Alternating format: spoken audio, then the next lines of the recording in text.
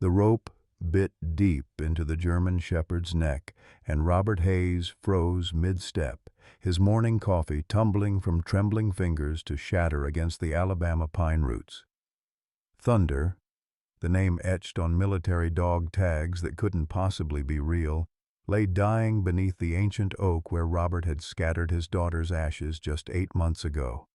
Sarah's fiancé, Daniel Morrison, had been buried with full military honors after that IED explosion in Kandahar. So, why was his canine partner tied here like bait, ribs showing through matted fur, amber eyes holding secrets that made Robert's purple heart feel heavy against his chest? Mrs. Patterson from the general store stumbled backward when she saw the scene, her grocery bags exploding across the forest floor, canned peaches rolling toward the stream where Sarah used to fish as a child. "Sweet Jesus," she whispered, recognizing the same collar from Daniel's funeral photo that Sarah had clutched during the service. Thunder's weak whimper shattered 30 years of Robert's carefully controlled grief. This wasn't abandonment, this was a message. "Call the sheriff!" his Marine training screamed. But something in Thunder's desperate gaze whispered a different truth. Who had wanted Robert to find this dog, and why did it feel like Sarah herself had led him here? Leave a like and share your thoughts in the comments along with the city you're watching from now. Let's continue with the story. Robert Hayes had buried 3 people he loved in the span of 8 years, and each funeral had carved another piece from his 70-year-old heart. Margaret first, her cancer eating away at 42 years of marriage until she weighed no more than the wedding dress hanging in their closet. Then Sarah, his only child, her Honda Civic wrapped around that telephone pole on Highway 85 while rushing to Birmingham Airport. She'd been driving to collect Daniel's body from the military transport. Finally, Daniel Morrison, the boy who would have been his son-in-law, reduced to a flag-draped coffin and 21 rifle shots that echoed across Arlington National Cemetery like accusations. The small house on Magnolia Street had become a mausoleum of memories where Robert heated Campbell's soup for one and fell asleep watching Jeopardy reruns. His Marine pension barely covered the mortgage, Margaret's medical bills had doubled, and he'd sold everything valuable except Sarah's engagement ring and his Purple Heart from Da Nang. The VA checks helped, but dignity came expensive when you were measuring out dog food for the neighborhood strays with the same precision you once used to ration sea rations in Southeast Asia. Thunder represented something Robert couldn't afford, both financially and emotionally. German shepherds, especially military-trained canines, required medical care that could cost thousands. Dr. Martinez at the veterinary clinic had already warned him about Thunder's condition: severe dehydration, possible internal injuries, and what looked like rope burns that suggested prolonged captivity. The dog needed X-rays, antibiotics, specialized nutrition, and psychological rehabilitation that Robert's fixed income couldn't support. Yet as Thunder lay on Sarah's old quilt in the living room, something shifted in the empty house. The dog's breathing created the first living sound Robert had heard in months besides his own coughing and the grandfather clock Margaret's mother had left them. Thunder's military bearing remained evident despite his weakened state, ears alert to every sound, positioning himself between Robert and the front door, never fully relaxing even in sleep. When Robert spoke, Thunder's head tilted with intelligent attention, and when Robert showed him Sarah's photograph, the dog's tail offered one weak thump against the hardwood floor. The dog tags told a story Robert was only beginning to understand. Daniel Morrison, Sergeant, 2nd Infantry Division, K9 Unit, Purple Heart, Bronze Star, Afghanistan Campaign Medal. Thunder had served 3 tours detecting improvised explosive devices that might have killed dozens of American soldiers. The brass was tarnished but legible, and one tag bore an address in Birmingham, Sarah's apartment where she'd lived while finishing her teaching degree. Robert's arthritis made simple tasks difficult, but he managed to prepare Thunder a meal of rice and boiled chicken watching as the dog ate with careful, grateful precision. This wasn't some abandoned pet. This was a decorated veteran whose training and loyalty had kept him alive when lesser dogs would have died. Thunder's scars told stories of service and sacrifice, and his eyes held the same thousand-yard stare Robert recognized from his own mirror, the look of someone who'd seen too much but continued serving anyway. As evening shadows lengthened across the floor, Robert made a decision that would cost him everything, or save them both. Thunder wasn't just Daniel's dog, he was Sarah's dream of the family she'd never have, and Robert's last chance to honor promises he'd made to people now buried beneath Alabama clay. The morning sun filtered through dusty blinds as Robert prepared for his daily walk to Sarah's grave, a ritual he'd maintained for 8 months since the funeral. Thunder watched from his makeshift bed, those intelligent amber eyes tracking every movement as Robert filled his thermos with black coffee and pocketed the wilted daisies he'd picked from Margaret's garden. The dog's improvement over 3 days had been remarkable. Dr. Martinez called it miraculous, but Thunder still flinched whenever car doors slammed or backfired engines echoed from the highway. "Come on, boy," Robert said, clipping a makeshift leash to Thunder's collar. "Time you met my girls."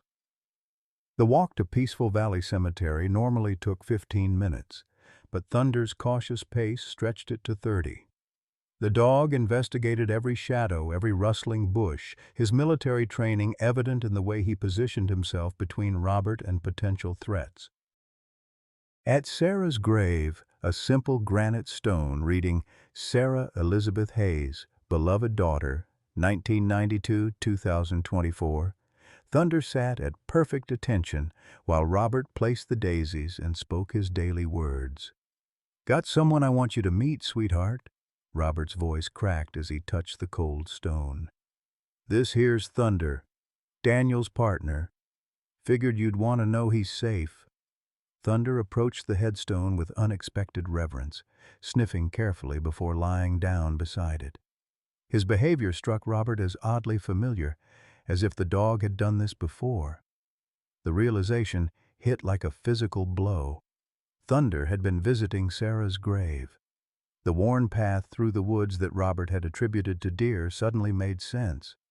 Thunder had been making this pilgrimage alone, waiting for someone who would never return. On the walk back, Robert noticed fresh tire tracks in the soft earth near the cemetery entrance. The tread pattern was deep, suggesting a heavy vehicle, and the tracks led from the main road directly to Sarah's section of the cemetery. Someone had been watching, waiting, learning Robert's routine. Thunder's hackles rose as they passed the spot, a low growl rumbling in his chest. At home, Robert discovered Thunder's hidden intelligence while attempting to clean the dog's matted fur. The German Shepherd positioned himself strategically near windows, watching the road with professional intensity. When a delivery truck backfired, Thunder immediately moved to the basement door, as if following some protocol Robert didn't understand. Most remarkably, when Robert showed Thunder different photographs from Sarah's albums, the dog responded only to pictures that included Daniel, tail wagging, ears perked, sometimes pawing gently at the images. The breakthrough came when Robert found Sarah's laptop still charged on her old desk. Her browser history revealed extensive research about military K-9 units, PTSD and service dogs, and rehabilitation programs for retired military animals. Sarah had been planning something. Emails to veterans organizations, inquiries about adoption procedures, correspondence with K-9 handlers about bringing Daniel's partner home for Christmas. She'd wanted to surprise Robert with Thunder as a gift, a living connection to the man she'd planned to marry. The deeper Robert dug into Sarah's digital life, the more questions emerged. Her final weeks showed frantic research into military contractors, weapon shipments, and a series of encrypted messages with someone identified only as Watchdog. The last entry in her calendar, dated the day she died, contained a single notation: "Meeting D's contact, finally have proof about Marcus. Thunder's reaction to that name was immediate and violent. The dog leaped from his resting spot, hackles raised, circling the room with agitated energy. When Robert repeated Marcus, Thunder began pawing at the front door, whimpering with an urgency that suggested recognition and fear. This wasn't the name of a friend. Robert's phone rang as afternoon shadows lengthened across the hardwood floors. The caller ID showed unknown number, but the voice was familiar from the previous day's threatening calls. "You're making a mistake, old man." The voice was smooth, educated, carrying the authority of someone accustomed to being obeyed. "That dog belongs with his own kind. Military handlers know how to manage damaged animals." "Thunder's not damaged," Robert replied, watching the dog's ears flatten at the sound of the voice through the speaker. "He's grieving. Grief makes them unpredictable, dangerous. I'm coming to collect him tomorrow evening. Be ready." The line went dead, but Thunder's response continued, pacing, whimpering, occasionally looking toward the door as if expecting immediate danger. Robert checked the locks, closed the blinds, and tried to convince himself this was normal concern for a valuable military animal. But Thunder's behavior suggested something far more sinister. This dog wasn't afraid of strangers, he was afraid of someone specific. As darkness fell, Robert positioned himself in Margaret's old recliner with a clear view of both the front door and Thunder's resting spot. The dog hadn't relaxed since the phone call, maintaining a vigilant posture that reminded Robert of perimeter guards in Vietnam. Every few minutes, Thunder would move to different windows, systematically checking approaches to the house with professional thoroughness. Around midnight, Thunder suddenly stood, ears alert, body rigid with attention. He moved to the back door, nose pressed against the glass, a low growl building in his throat. Robert saw nothing in the darkness, but 40 years of trusting his squad's instincts told him Thunder was right. Someone was watching. Someone was coming, and whatever they wanted with Thunder was worth killing for. The surveillance began at dawn. Robert spotted the black SUV parked across from Williamson's feed store, its tinted windows reflecting the early Alabama sun like dead eyes. The vehicle hadn't been there during his 5 a.m. coffee ritual, but Thunder had sensed its arrival. The dog positioned himself by the kitchen window, muscles coiled with tension that reminded Robert of soldiers anticipating incoming artillery. When Robert moved toward the front door to collect his newspaper, Thunder blocked his path with surprising strength, forcing him to retreat deeper into the house. "What is it, boy?" Robert whispered. But Thunder's focus remained fixed on the street, ears rotating like radar dishes tracking invisible threats. The phone call came at exactly 7:30, interrupting Robert's morning routine of reading obituaries and checking Thunder's healing progress. The same educated voice from the previous evening, but now carrying an edge of impatience that made Robert's combat instincts flare.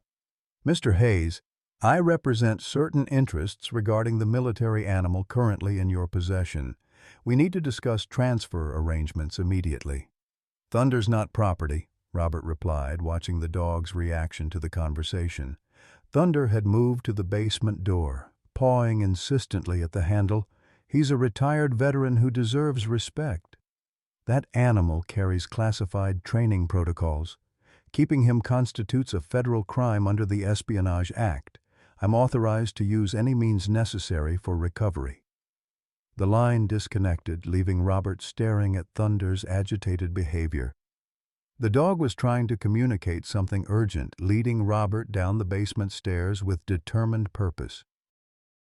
In the corner where Margaret's Christmas decorations had gathered dust for 14 years, Thunder began digging at the concrete floor, claws scraping against the foundation with mechanical persistence. Robert knelt beside him, running his hands along the floor until he felt it, a slight depression in the concrete, barely perceptible but definitely artificial. Using Margaret's gardening trowel, he began chipping away at the edges, Thunder watching with intense concentration. After 30 minutes of careful excavation, Robert's tool struck metal. The buried object was a waterproof military case, the kind used for sensitive equipment in combat zones. Inside, wrapped in oiled cloth, lay documents that made Robert's blood run cold. Photographs of weapons shipments, bank transfer records showing millions of dollars moving between American defense contractors and shell companies in Afghanistan, and communication logs that detailed the systematic theft and resale of military equipment to insurgent groups. Daniel Morrison's name appeared throughout the paperwork as the investigating officer, his signature authorizing the seizure of evidence and witness testimonies. The final document, dated 3 days before Daniel's death, was a request for military police backup to arrest Marcus Cole, Sergeant First Class, for treason, conspiracy, and the murder of 2 other soldiers who had discovered the weapons smuggling operation. Thunder had brought this evidence home. Somehow, Daniel had trained his K-9 partner to retrieve and hide the case if anything happened to him. The dog had been protecting more than just his handler's memory. He'd been safeguarding proof of a conspiracy that reached into the highest levels of military contracting, involving defense officials who had sold American weapons to the same insurgents killing American soldiers. Robert's hand shook as he photographed each document with Sarah's old camera. The pieces of a larger puzzle began forming in his mind, connections that explained why Sarah had been researching military contractors in her final weeks, why she'd been so secretive about her project, and why Thunder's presence in Alabama wasn't coincidence, but calculated placement by someone who knew Robert would find him. The basement phone rang, the old landline Margaret had insisted on keeping in case of emergencies.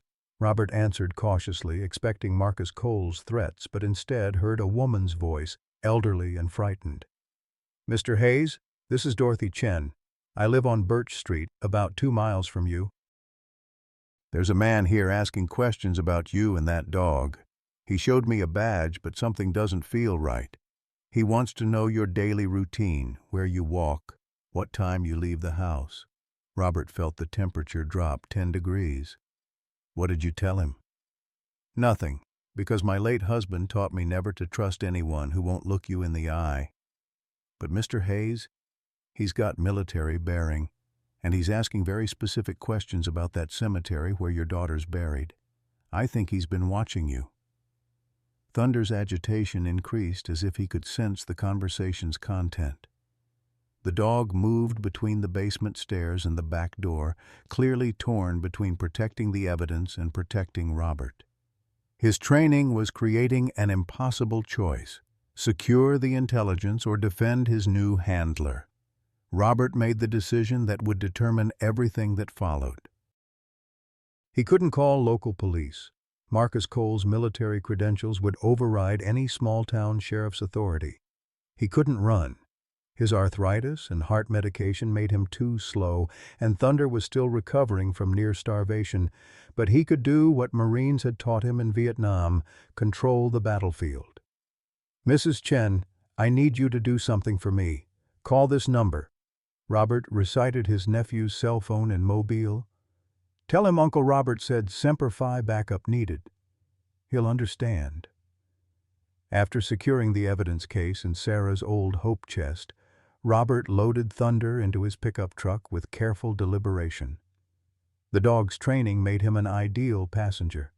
He remained alert but calm, scanning the environment through the rear window with professional thoroughness. Robert drove toward the old quarry where he'd taught Sarah to fish, where Margaret had taken her final photographs before the cancer stole her strength, where 3 generations of Hayes family had found peace in Alabama's red clay hills. Thunder's reaction to the quarry location was immediate and disturbing. The dog began trembling, not with fear but with suppressed rage, his lips pulling back to reveal canine teeth that had been sharpened by military veterinarians for combat efficiency. Whatever had happened at this quarry involved Thunder directly, and the memories were triggering responses that reminded Robert why German Shepherds had been bred for war. As Robert parked near the quarry's edge, Thunder's behavior shifted from protective to tactical. The dog positioned himself between Robert and the tree line, ears rotating to track sounds Robert's aging hearing couldn't detect. The sun was setting behind the pine trees, casting long shadows that concealed movement, and somewhere in those shadows, Marcus Cole was preparing for a conversation that only one of them would survive. Robert checked his service revolver, the .38 Special he'd carried since Margaret died, when living alone had made him cautious about late-night visitors. 6 rounds, all he'd ever needed in 40 years of civilian life. Thunder looked at the weapon and whimpered once, a sound that conveyed both understanding and approval. They were soldiers again, preparing for a mission that would determine whether Daniel Morrison's sacrifice had meant anything at all. The 3 days following the quarry meeting changed everything Robert thought he knew about loyalty, betrayal, and the price of truth. Thunder's recovery accelerated beyond medical explanation, as if the dog understood that survival required strength for battles ahead. Dr. Martinez expressed amazement at the German Shepherd's rapid healing, attributing it to the miraculous power of finding purpose again. But Robert recognized something else in Thunder's transformation. The dog was preparing for war. Monday morning brought the first direct threat. Robert discovered his mailbox had been pried open, letters scattered across the gravel driveway like fallen leaves.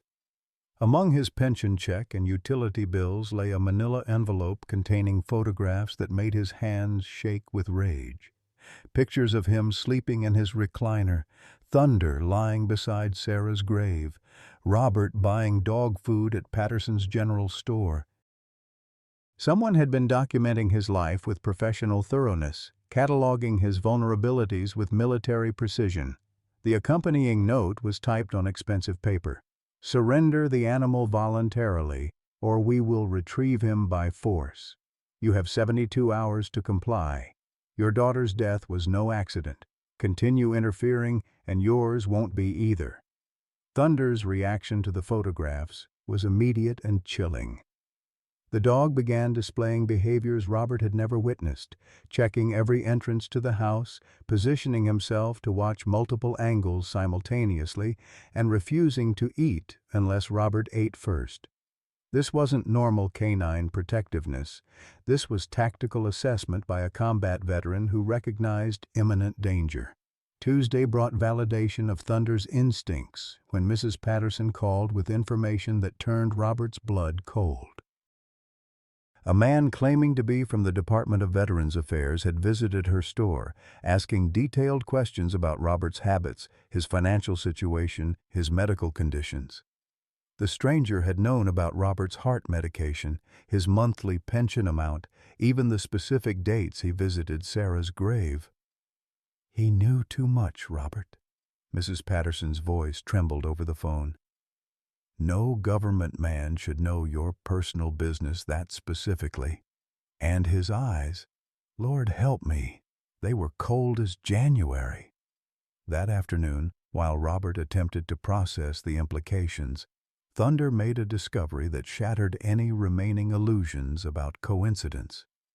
The dog led Robert to Sarah's bedroom, pawing insistently at the closet door until Robert opened it.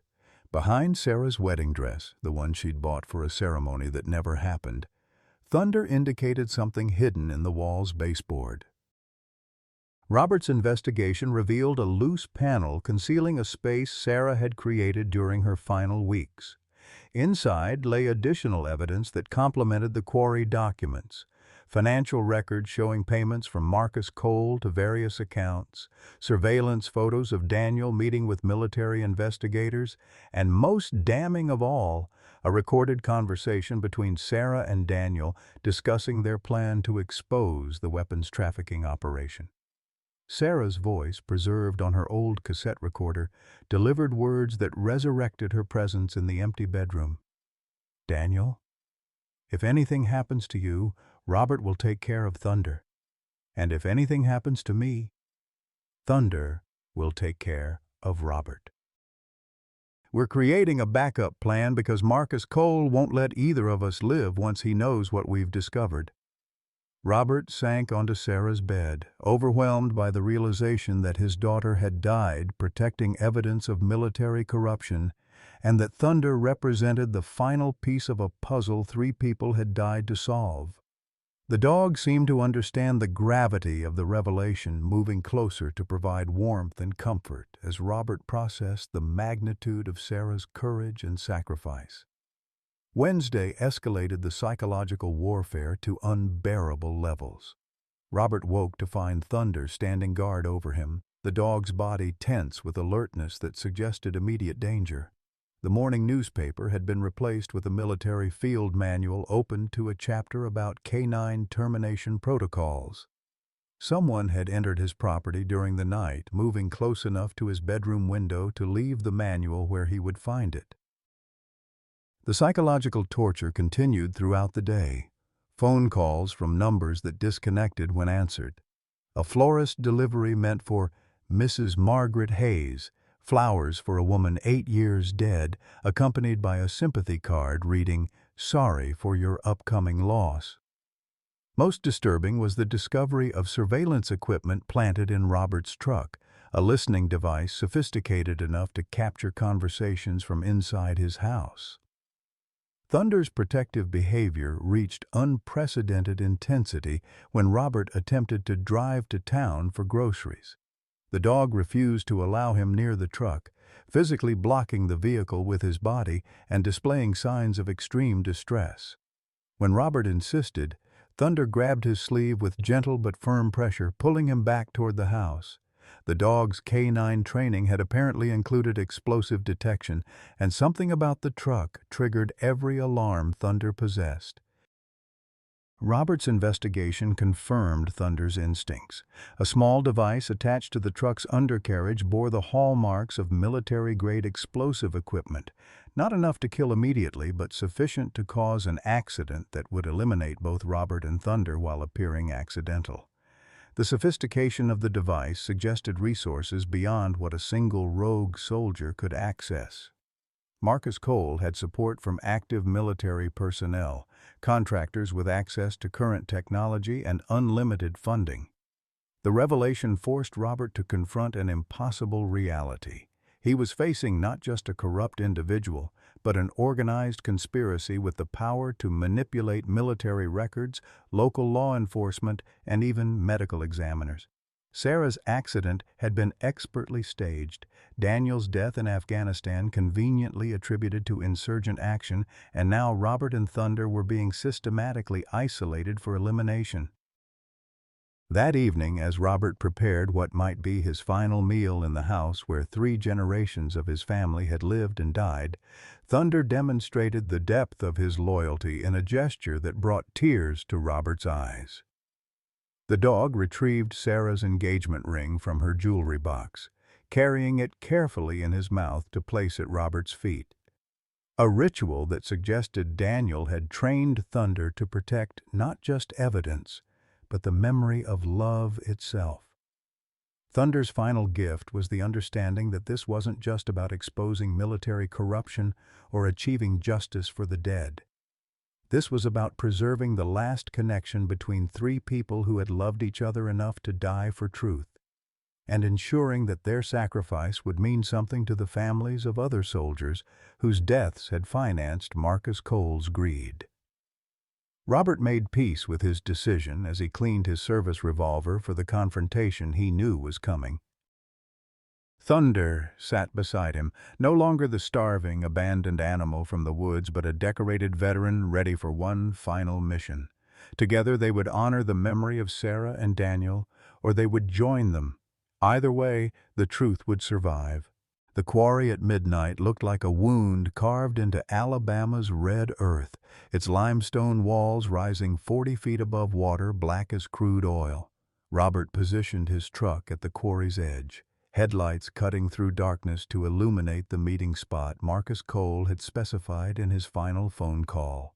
Thunder lay low in the truck bed, invisible beneath a canvas tarp but alert to every sound, every movement in the surrounding woods. The dog's breathing had settled into the controlled rhythm Robert remembered from combat, measured, silent, ready for violence. Marcus emerged from the tree line at exactly 12:15, flanked by two men whose military bearing was unmistakable despite their civilian clothes. The leader carried himself with the confidence of someone accustomed to absolute authority, his silver hair gleaming in the headlight glare as he approached Robert's position. Even at distance, Robert could see the resemblance to the photograph Sarah had hidden. This was Marcus Cole, the man who had engineered 3 murders to protect a weapons trafficking operation worth millions. "Sergeant Hayes," Marcus called out, his voice carrying the practiced authority of a career officer. "I prefer to handle these situations with dignity. Where's the dog?" Robert stepped from his truck, keeping his hands visible but ready to draw the .38 Special concealed beneath his jacket. His arthritis made quick draw impossible, but 40 years of practice had taught him economy of movement. "Thunder's safe. But I'm curious why a decorated soldier like yourself would want to hurt a fellow veteran." Marcus laughed, the sound echoing off quarry walls like breaking glass. "That animal represents a security breach that threatens ongoing operations critical to national defense.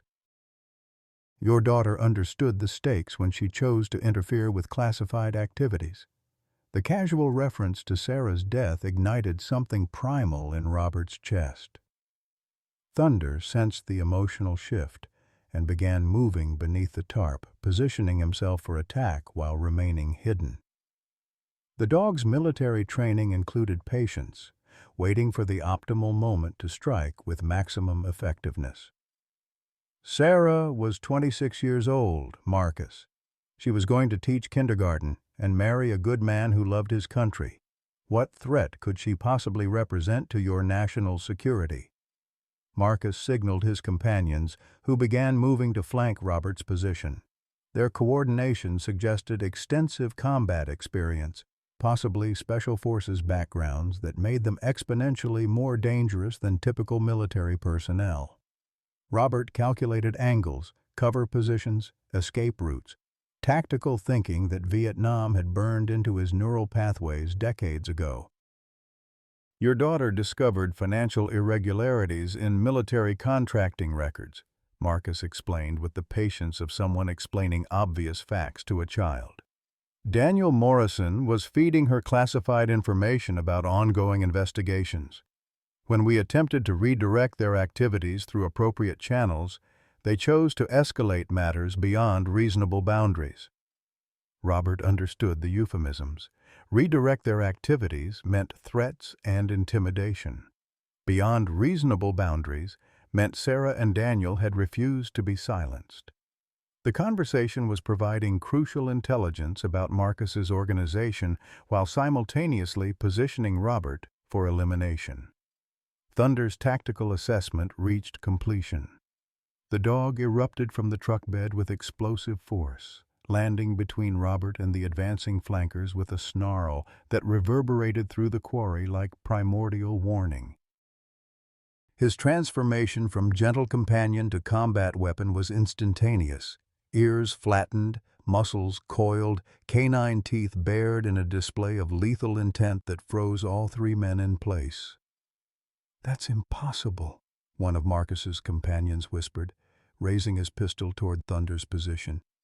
Intelligence reports indicated the animal was too traumatized for aggressive response. Marcus stepped forward, his own weapon drawn but aimed at Robert rather than Thunder. "Your daughter trained that dog, didn't she? Sarah Hayes wasn't just dating Daniel Morrison, she was his operational partner. They used the dog to transport evidence between safe houses, relying on the assumption that no one would suspect a military canine of carrying intelligence materials." The revelation struck Robert like physical impact. Sarah hadn't been an innocent victim caught in someone else's war. She had been an active participant in exposing military corruption, using her teaching skills to organize evidence, and her relationship with Daniel to access classified materials. The shy girl who'd read bedtime stories to neighborhood children had grown into a woman capable of challenging the military-industrial complex. Thunder's positioning shifted slightly, his body language indicating preparation for coordinated attack. The dog was waiting for Robert's signal, ready to engage multiple opponents simultaneously. Robert recognized the tactical superiority of their position. Marcus's team was exposed on open ground while Robert and Thunder held elevation advantage near the truck. "You trained him well," Marcus continued, his weapon steady but his voice betraying growing concern about Thunder's readiness for violence. Daniel Morrison was exceptional at developing K9 tactical responses. Unfortunately, that training makes the animal too dangerous to remain alive. He knows too much, understands too much, remembers too much. Robert's finger found his revolver's trigger as understanding crystallized. Marcus wasn't just eliminating witnesses, he was destroying evidence. Thunder's memory contained details about the weapons trafficking operation that no document could capture. The dog had observed meetings, recognized faces, could potentially identify locations and individuals involved in the conspiracy. "Sarah figured it out, didn't she?" Robert asked, buying time while Thunder maneuvered for optimal attack position. "She realized you weren't just stealing weapons. You were selling them to the same people who killed American soldiers. Her research showed the pattern." Marcus's patience finally cracked, revealing the sociopathic calculation beneath his military facade. "Your daughter was brilliant, but naive. She believed truth and justice mattered more than operational necessity. Daniel Morrison shared her delusions about moral absolutes. They forced us to take corrective action." The quarry fell silent except for Thunder's low growling and the distant sound of Robert's pickup engine cooling in the night air. 3 lives hung in the balance: Robert's, Thunder's, and the truth about Sarah and Daniel's sacrifice. The moment stretched like a held breath, combat veterans on both sides recognizing the instant before violence erupted. Robert made eye contact with Thunder, communicating without words the way soldiers learned to do in situations where sound meant death. The dog's amber eyes reflected understanding and readiness. They were outnumbered, outgunned, and fighting on terrain that favored their enemies. But they possessed advantages Marcus couldn't calculate: righteous anger, nothing left to lose, and the unbreakable bond between warriors who had found each other in their darkest hour. Marcus raised his weapon toward Robert's chest, his finger tightening on the trigger. "Goodbye, Sergeant Hayes. Thank you for your service." Thunder launched himself through the air with lethal precision, 40 pounds of trained muscle and fury aimed at Marcus's gun hand. The night exploded into chaos, shouting voices, muzzle flashes, the sound of bodies hitting limestone and water. Robert drew his revolver as Marcus's weapon spun away into darkness, but the flankers were already firing, their bullets sparking off quarry walls and sending stone fragments flying like shrapnel. The battle for truth had begun, and neither side could afford to lose. The first bullet caught Thunder in his left shoulder, spinning the German Shepherd around with vicious force that sent blood spraying across the quarry's limestone walls. Robert's scream of anguish echoed through the darkness as Thunder collapsed, his powerful body crumpling against the rocks with a sound that would haunt Robert's nightmares forever. The dog tried to stand, his training demanding he continue fighting, but his legs buckled as crimson pooled beneath his wounded frame. "No!" Robert's voice cracked like breaking timber as he dropped to his knees beside Thunder, his arthritic hands pressing against the wound while bullets whined overhead. The dog's amber eyes, still bright with intelligence despite the trauma, locked onto Robert's face with desperate intensity. Thunder was trying to communicate something urgent, his muzzle nudging toward Robert's jacket pocket where the evidence photographs lay hidden. Marcus Cole stood over them both, his service pistol aimed at Thunder's head with execution precision. "That animal cost me everything, Sergeant Hayes. 3 years of careful planning, millions in operational funding, strategic partnerships that took decades to develop. All destroyed because your daughter couldn't mind her own business and that dog wouldn't forget what he'd seen." Robert felt Thunder's breathing become labored, each exhale a struggle that reminded him of Margaret's final hours in the hospital bed they'd shared for 42 years. The dog's blood was warm against his hands, seeping through his fingers with the same helpless inevitability that had taken everyone he'd ever loved. But Thunder's eyes remained focused, alert, as if the dog was planning something beyond Robert's understanding. "Sarah was 26 years old," Robert whispered, his voice breaking with accumulated grief. "She wanted to teach children, wanted to make the world better." "What kind of monster kills a girl for asking questions?" "The kind who's been keeping America safe while idealists like your daughter compromise operational security," Marcus replied, stepping closer to ensure his next shot would be fatal. "She tracked financial records linking our weapons sales to insurgent groups. She couldn't understand that sometimes American interests require complex moral calculations." Thunder made a sound Robert had never heard before, part whimper, part growl, entirely heartbreaking. The dog was trying to speak, to convey critical information with his failing strength. His nose pushed against Robert's hand, directing attention to something beyond the immediate crisis. Robert followed Thunder's gaze and saw tire tracks in the quarry mud, evidence that Marcus had been using this location for more than just elimination meetings. "This is where you brought them, isn't it?" Robert realized with horrifying clarity. "Sarah and Daniel. This is where you executed them before staging their deaths elsewhere." Marcus's smile was colder than Alabama winter. "Your daughter died believing she was saving lives. Daniel Morrison died believing military honor meant something. Such beautiful naivety. They never understood that survival requires flexibility in moral standards." The quarry walls seemed to close around Robert as the weight of absolute loss crushed down on him. Thunder's breathing grew shallower, each heartbeat weaker than the last. The evidence hidden in his pocket felt meaningless now. What good was justice if it cost the life of the last creature on earth who needed his protection? He was 68 years old, alone, watching another being he loved slip away while evil men with guns decided the value of innocent lives. Thunder's head lifted one final time, his amber eyes meeting Robert's with unmistakable communication. The dog was saying goodbye, but also something else, a message that transcended species barriers and spoke directly to Robert's soldier's heart. Thunder had completed his mission. The evidence would survive. Sarah and Daniel's sacrifice would have meaning.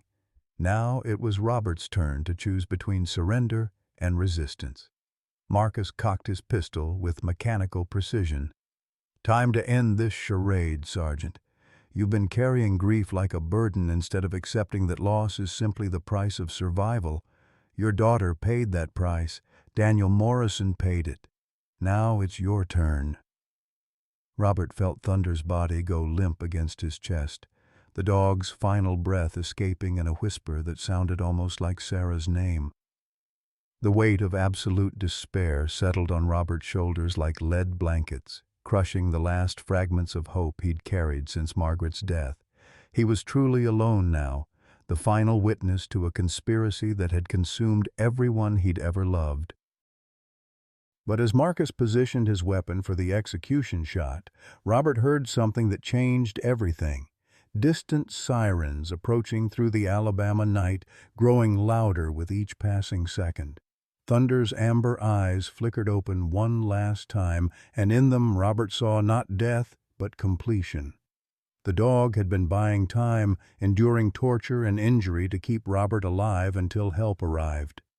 "You called backup," Marcus snarled, his professional composure cracking as the sirens grew closer. "Clever old bastard." Robert held Thunder closer, feeling the dog's heartbeat strengthen slightly as adrenaline fought against blood loss. "Sarah taught me something about backup plans, son, and Thunder here taught me something about never giving up on family." The quarry filled with approaching headlights as Marcus faced the same impossible choice he'd given others: surrender or fight against overwhelming odds. But unlike his victims, Marcus had spent years preparing escape routes, and his organization had resources Robert couldn't imagine. The battle was far from over. It was just beginning. The sirens belonged to Marcus Cole's backup team, not Robert's rescue. As military vehicles surrounded the quarry with tactical precision, Robert realized his nephew's emergency call had been intercepted by the same corruption network that had killed Sarah and Daniel. Thunder stirred weakly in his arms, amber eyes reflecting the approaching headlights with diminishing awareness, blood loss making each breath a monumental effort. Robert had led them both into a trap disguised as salvation. "Impressive operational security, Sergeant Hayes." Marcus holstered his weapon as armed men in military fatigues took positions around the quarry. "Did you really believe a phone call to Mobile would summon legitimate assistance? We've been monitoring all communications related to this operation for 18 months. Your nephew received a very convincing explanation about your mental health crisis and need for immediate psychiatric intervention." The crushing weight of absolute betrayal settled on Robert's shoulders as he understood the scope of the conspiracy. These weren't rogue soldiers. This was an organized unit with command structure, resources, and authority to manipulate official channels. His nephew, Tommy, would spend the rest of his life believing Uncle Robert had suffered a psychotic break and died by suicide at the same quarry where his daughter had been murdered. Thunder's body convulsed against Robert's chest, the dog's military training fighting against physiological shutdown. Blood flowed steadily from the shoulder wound, creating a growing pool that reflected quarry lights like broken mirror fragments. Robert pressed his palm against the injury, feeling Thunder's heartbeat irregular and weak beneath his fingers. The dog who had survived 3 tours in Afghanistan, who had detected explosives that saved countless American lives, was dying in an Alabama quarry because he had witnessed the truth about military contractors selling weapons to the enemy. "Your daughter was remarkably intelligent," Marcus continued, signaling his men to maintain perimeter security while he delivered what sounded like a prepared speech. Sarah's research connected financial records spanning 5 years of operations. She identified patterns that linked specific weapons transfers to insurgent attacks that killed American soldiers. Her analysis was so thorough, it threatened to expose a network generating $40 million annually in off-books revenue. Robert looked down at Thunder's weakening form, remembering Sarah's laptop research about K-9 units and rehabilitation programs. She hadn't been planning to adopt Thunder as a pet. She had been preparing to protect the dog who carried evidence of military corruption in his trained memory. Thunder could identify voices, recognize faces, lead investigators to locations where weapons transfers had occurred. Sarah had understood that Thunder's survival meant justice for soldiers who had died from American weapons sold to their killers. The most devastating revelation came when Marcus produced a tablet displaying surveillance footage that made Robert's blood freeze. Video of Sarah's final day showed her meeting with a man Robert didn't recognize, exchanging documents near Birmingham Airport. The timestamp indicated this meeting occurred 2 hours before her fatal car accident, and the man's military uniform suggested active-duty personnel. Lieutenant Colonel James Whitmore, Pentagon Procurement Office. Marcus identified the figure with casual indifference. Sarah believed she was turning evidence over to legitimate military investigators. Instead, she was providing us with the complete inventory of what Daniel Morrison had discovered. Her cooperation allowed us to eliminate remaining security threats and close the investigation permanently. Thunder's eyes found Robert's face with desperate urgency. The dog's final reserves of strength focused on communication. His muzzle nudged toward Robert's jacket pocket again, more insistently this time, and Robert finally understood. The evidence photographs weren't just documentation. They were Thunder's testimony. The dog's trained memory translated into visual proof that could survive even if Thunder didn't. Marcus's patience reached its limit as his men reported radio chatter indicating legitimate law enforcement approaching the area. "Terminate both assets," he ordered, stepping back to allow his subordinates clear firing lines. "Stage it as murder-suicide. Old veteran couldn't cope with losing his daughter, killed the dog and himself in grief-induced psychosis." The scenario was brutally plausible. Robert's medical records documented depression and social isolation following Margaret's death. His financial struggles were documented through bank records and overdue bills. The discovery of Thunder could be explained as a final trigger that pushed a grieving father beyond rational limits. Marcus had orchestrated a narrative that would close all investigations while generating public sympathy for a tragic veteran's suicide. But Thunder wasn't dead. As Marcus's men raised their weapons, the German Shepherd summoned strength that defied medical possibility, launching himself from Robert's arms with savage precision. The dog's attack wasn't random violence, it was tactical deployment of 60 pounds of trained muscle and bone aimed at the weapon hand of the nearest shooter. Thunder's jaws clamped down on the man's wrist with crushing force, causing him to drop his rifle and scream in pain that echoed across the quarry like air raid sirens. Robert used Thunder's distraction to draw his .38 Special, but arthritis slowed his movement enough for Marcus to react. The two combat veterans faced each other across 15 feet of quarry gravel, weapons aimed at each other's hearts. 40 years of military training focused into a single moment that would determine whether truth or corruption prevailed. "You can't win this, Hayes." Marcus's voice remained steady despite the chaos of his wounded subordinate fighting to escape Thunder's grip. "Even if you kill me, the operation continues. We have senators, generals, defense contractors from 40 states involved in this network. Your evidence proves nothing without corroborating testimony, and every witness is either dead or compromised." Robert's finger tightened on the trigger, but Thunder's agonized yelp froze his concentration.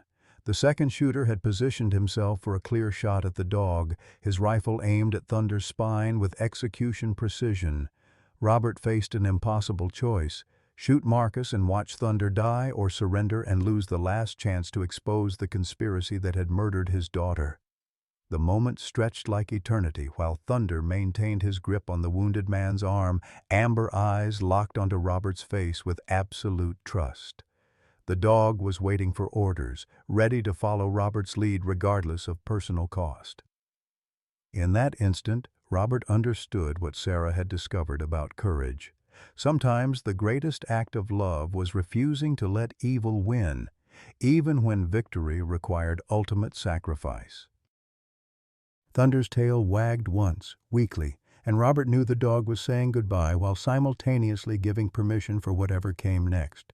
They were soldiers completing their final mission together, protecting evidence that could save other families from the grief that had consumed Robert's life. The truth about Sarah and Daniel's murder would survive, even if Robert and Thunder didn't. Marcus smiled with cold satisfaction as he prepared to fire. "Any last words, Sergeant?" Thunder's apparent death had been the most sophisticated deception in military K-9 history. As Marcus prepared to deliver his execution shot, the German Shepherd exploded from his motionless position with renewed fury. His fatal wound revealed as strategic misdirection learned from 3 tours detecting insurgent ambushes. The dog's tactical intelligence had calculated that playing dead would draw Marcus close enough for a disabling attack, and Thunder's jaws found their target with surgical precision. Marcus's gun hand disappeared into 60 pounds of trained violence. Robert's .38 Special roared twice, dropping Marcus's remaining operative as Thunder maintained his grip on the conspiracy's leader. The quarry filled with screams and gunfire, but the sounds were different now. Not the controlled violence of an execution, but the chaotic desperation of predators becoming prey. Thunder's military training transformed him into a weapon of focused destruction, his attacks targeting specific points that would disable rather than kill, maintaining Marcus alive for interrogation. The real backup arrived 15 minutes later, but not from any source Marcus could have anticipated. Robert's nephew Tommy had indeed received the emergency call, but his response hadn't involved local law enforcement. Instead, Tommy Hayes, a retired FBI agent with 30 years investigating military contractor fraud, had activated a federal task force that had been building cases against Marcus Cole's network for 2 years. Special Agent Diana Ross, a woman whose grandmother had served as a nurse in Vietnam, knelt beside Robert as paramedics worked to stabilize Thunder's genuine injuries. "Mr. Hayes, your daughter Sarah had been working with our task force as a civilian consultant. Her research provided the foundation for our investigation into weapons trafficking networks. We've been waiting for evidence like what Thunder protected to move forward with indictments." The revelation that Sarah had been working with legitimate federal investigators rather than stumbling into danger by accident transformed Robert's understanding of his daughter's final months. She hadn't been naive or reckless. She had been courageously systematic, building legal cases that would withstand judicial scrutiny while protecting Thunder as the key witness whose trained memory could identify faces, voices, and locations that documents couldn't capture. Thunder's surgery at the University of Alabama Veterinary Hospital lasted 4 hours, with Dr. Martinez leading a team of specialists donated by grateful military families whose loved ones had served with K-9 units. The dog's prognosis was complicated but hopeful. The shoulder wound had missed vital arteries, and Thunder's military conditioning had prepared him for trauma recovery that would have killed civilian animals. During the operation, investigators discovered something remarkable. Thunder's collar contained a micro-GPS device that had been recording locations for 8 months, providing investigators with a complete map of Marcus Cole's operation. Marcus's interrogation revealed the full scope of corruption that had motivated 3 murders. The weapons trafficking network involved 47 individuals across multiple states, generating revenue that funded off-books military operations while simultaneously arming insurgent groups that killed American soldiers. Sarah's teaching background had enabled her to organize evidence with academic precision, creating documentation that prosecutors called the most comprehensive case against military contractor fraud in Justice Department history. The confession that broke Robert's heart came when Marcus explained Sarah's final day. She had discovered that Daniel's death in Afghanistan wasn't caused by insurgent explosives, but by an American weapon sold through Marcus's network. Her fiancé had died from shrapnel created by his own country's betrayal. Sarah's accident had been staged after she threatened to expose the connection publicly, driving Marcus to eliminate the only witnesses who could testify about his involvement in Daniel's murder. Thunder's recovery became a symbol of resilience that captured national attention when the Justice Department released carefully edited details about the case. The German Shepherd, who had exposed military corruption while surviving torture and abandonment, represented hope for other veterans, both human and canine, who had been discarded by systems they had served faithfully. Donations poured in from across America, funding Thunder's medical care and establishing a foundation for retired military animals. 6 weeks after the quarry confrontation, Robert sat in Dr. Martinez's office receiving the news that would reshape his remaining years. Thunder's psychological evaluation revealed that the dog had bonded with Robert beyond typical human-animal relationships. The German Shepherd now considered Robert his primary mission, requiring his presence for emotional stability while providing protective services that Robert's aging body increasingly needed. "He's not just a pet, Mr. Hayes," Dr. Martinez explained, while Thunder demonstrated his recovered mobility with careful exercises. "Thunder has imprinted on you as his new handler. His training makes him capable of detecting medical emergencies, providing mobility assistance, and maintaining security protocols that could extend your independent living significantly." The legal resolution brought justice that exceeded Robert's wildest hopes. Marcus Cole received life imprisonment without parole for multiple murders and treason charges. 23 additional arrests dismantled the trafficking network, recovering millions in stolen weapons and preventing future insurgent attacks. Sarah and Daniel were posthumously awarded medals recognizing their sacrifice for national security, and the Pentagon established new oversight protocols preventing similar corruption. But the personal transformation mattered more than public recognition. Robert's house on Magnolia Street filled with life again as Thunder's presence attracted visits from other military families, fellow veterans, and neighbors who had kept respectful distance during his years of isolation. Mrs. Patterson began stopping by with homemade biscuits, claiming Thunder needed proper nutrition but clearly enjoying Robert's company. Dr. Martinez became a regular dinner guest, sharing stories about veterinary cases while Thunder supervised their conversations from his position beside Robert's chair. The most profound healing occurred during quiet moments when Robert talked to Sarah's photograph while Thunder listened with attentive patience. The dog's responses, head tilts, gentle paw touches, protective positioning, suggested understanding that transcended normal canine cognition. Thunder had become a living bridge between Robert's past love and future hope, proving that loyalty and courage could survive betrayal and loss. On Thanksgiving morning, 8 months after finding Thunder tied to that oak tree, Robert prepared breakfast for two, scrambled eggs for himself, specially formulated veteran dog food for Thunder. The house smelled like Margaret's old cooking again, filled with sounds of companionship that had been absent for too long. Thunder wore a new collar bearing tags that read, "Thunder Hayes, Retired Hero, Protected by the Constitution He Defended."